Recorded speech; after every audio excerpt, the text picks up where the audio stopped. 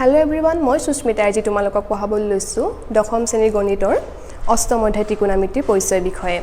কোনো এটা বিষয় বা অধ্যায় জনাৰ আগতে আসলতে আমাৰ মনলৈ কিছুমান প্ৰশ্ন আহে যে এই অধ্যায় বা বিষয়টোত থকা বিষয়সমূহ বস্তুসমূহ ক'ত প্ৰয়োগ হয় বা ইয়াৰ ব্যৱহাৰ কেনে।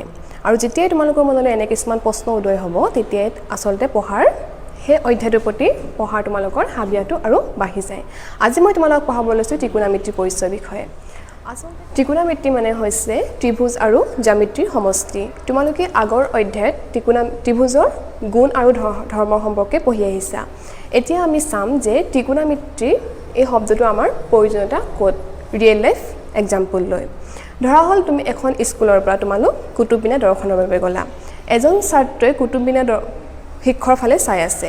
তোমাক যদি কোনোবাই সোধে যে কুতুব মিনাৰ উচ্চতা কিমান তেতিয়া তুমি ক'ব পাৰিবানে? দ্বিতীয়তে এটা উদাহৰণ চাওঁ। তোমাৰ ঘৰ ধৰি লোৱা নদীৰ এটা ইটো পাৰে। তুমি নদীখনৰ তোমাৰ ঘৰৰ বেলকনিত বহি আছা আৰু বেলকনিৰ পৰা নদীখনৰ সিটো পাৰে থকা এটা মন্দিৰৰ ফুলৰ টাবৰ তলৰ ফালে তুমি চাই আছা। এতিয়া যদি তোমাক সোধে যদি তুমি কিমান উচ্চতাত আছা, তাৰমানে তুমি ঘৰটো তোমাৰ মাটিৰ পৰা কিমান উচ্চতা বা তুমি কিমান উচ্চতাত বহি আছা, তাৰ পৰা যদি তুমি সেই উচ্চতাটো তুমি যদি জানা তেতিয়া তুমি সেই নদীখনৰ বহল কিমান তুমি উলিয়াব পাৰিবানে? আৰু এটা উদাহৰণ চাওঁ। ধৰি লোৱা এটা বায়ু ভৰ্তি বেলুন ওপৰত উৰি আছে, আকাশত উৰি আছে। তুমি বেলুনটো চাই আছা আৰু তেনেকুৱাতে তুমি যদি ভাবা যে এই বেলুনটোৰ উচ্চতা কিমান, তুমি তেনেকুৱা কিছুমান উচ্চতা উলিয়াব পাৰিবানে? আসলতে এনে কিছুমান উচ্চতা আমাৰ সৰ্বসাধাৰণতে স্কেল বা যিবিলাক আমাৰ সহজে উপলব্ধ তেনেকুৱা কিছুমান সামগ্ৰী ব্যৱহাৰ কৰি ইয়াৰ উচ্চতা উলিওৱাটো অতি সহজ নহয়। তেনে ক্ষেত্ৰত আমি এই গাণিতিক কৌশলেৰে বা যিটো গাণিতিক কৌশল অৰ্থাৎ এই ত্ৰিকোণমিতি ব্যৱহাৰ কৰি আমি এই জোখসমূহ উলিয়াব পাৰোঁ। এতিয়া আমি চাওঁ ওপৰৰ এই আটাইকেইটা যিকেইটা আমি উদাহৰণ ল'লোঁ এই উদাহৰণকেইটা গাণিতিক কৌশল প্ৰয়োগ কৰিহে আচলতে আমি উলিয়াব পাৰোঁ। কাৰণ এই ত্ৰিকোণমিতি শব্দটো গ্ৰীক শব্দৰ পৰা লোৱা হৈছে যাৰ অৰ্থ ট্ৰাই মানে তিনি, গণ মানে বাহু আৰু মেট্ৰনৰ অৰ্থাৎ জোখ। ত্ৰিভুজৰ যিটো অধ্যায়ৰ পৰা আমি আচলতে বাহু আৰু কোণৰ সম্পৰ্কে জোখৰ সম্পৰ্কে জানিব পাৰোঁ তাকে আচলতে কি বুলি কোৱা হয় ত্ৰিকোণমিতি বুলি কোৱা হয়। আৰু এই ত্ৰিকোণমিতিৰ ক্ষেত্ৰত আচলতে আমি কি ব্যৱহাৰ কৰোঁ সৰ্বসাধাৰণতে বিশেষকৈ সমকোণী ত্ৰিভুজ ব্যৱহাৰ কৰোঁ। সমকোণী ত্ৰিভুজৰ আমি সূক্ষ্ম কোণৰ ব্যৱহাৰে আমি এই চেপ্টাৰটো অধ্যয়ন কৰিম। জ্যোতিষীসকলে গ্ৰহ নক্ষত্ৰৰ দূৰত্ব বা এনে কিছুমান দূৰত্ব ব্যৱহাৰ কৰি জোখ উলিয়াবলৈ ত্ৰিকোণমিতি ব্যৱহাৰ কৰিছিল।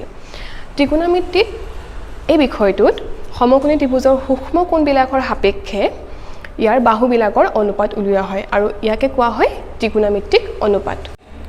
এতিয়া আমি ত্ৰিকোণমিতিৰ অনুপাতসমূহ উলিয়াবৰ কাৰণে এটা সমকোণী ত্ৰিভুজ আঁকি লওঁ।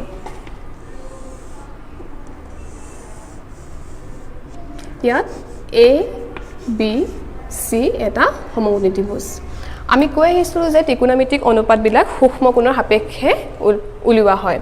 এতিয়া ইয়াত এ আৰু চি দুইটা সূক্ষ্ম কোণ। এতিয়া আমি চাবলৈ গ'লে এ আৰু চি দুইটা কোণৰ সাপেক্ষে আমাৰ ত্ৰিকোণমিতিৰ অনুপাতবিলাক কি হ'ব আমি চাম। যদি আমি কোণ এ চাওঁ কোণ এৰ সাপেক্ষে এই বাহুডাল হ'ব কোণৰ বিপৰীত বাহু।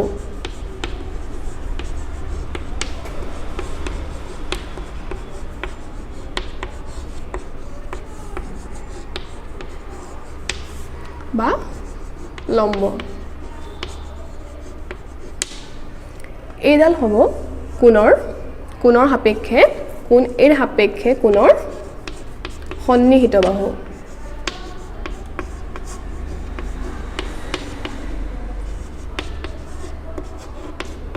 সন্নিহিত বাহু মানে হৈছে কোণৰ লগত যিটো বাহু স্পৰ্শ কৰি থাকিব আৰু বিপৰীত বাহু হৈছে কোণৰ তাৰ সন্মুখত যিডাল বাহু থাকিব। ইয়াক আমি ভূমি বুলি কওঁ বা ভূমি। আৰু এ চি হৈছে অতিভুজ।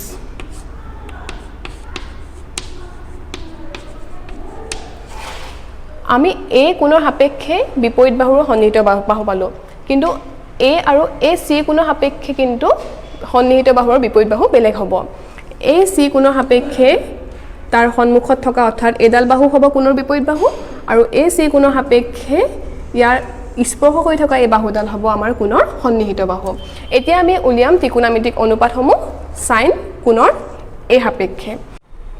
ত্ৰিকোণমিতিক অনুপাতসমূহ উলিয়াওঁতে আমি তাক কিছুমান নামাকৰণ কৰোঁ আৰু এই নামাকৰণবিলাক আমি আচলতে কিছুমান ফাংচন ব্যৱহাৰ কৰোঁ আৰু সেই ফাংচনসমূহ হৈছে কছ function, sign function, কছেক function, tangent, সেক আৰু কোটেণ্ট।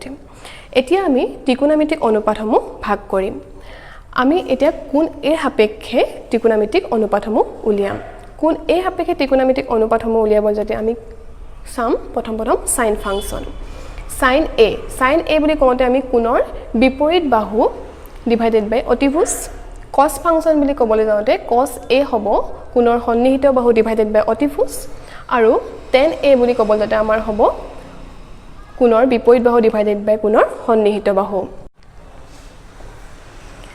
সাইন ফাংচন, কছাইন ফাংচন, কট ফাংচন বাহিৰেও যিকেইটা বাকীকেইটা ফাংচন আছে সেক ফাংচন, কটেণ্ট ফাংচন আৰু কছেক ফাংচন, সেই ফাংচনকেইটা আচলতে এই বাকী সাইন, কছ আৰু টেনৰ ইনভাৰ্ছে আৰু এই বিষয়ে আমি পিছলৈ বহলাই আলোচনা কৰিম। আমি ত্ৰিকোণমিতিক এই অনুপাতবিলাকৰ পৰা আমি এটাই জানিলোঁ যে ত্ৰিকোণমিতিক অনুপাতৰ পৰা আমি ত্ৰিভুজৰ বাহু আৰু কোণৰ সম্পৰ্কে আলোচনা কৰোঁ। ধন্যবাদ।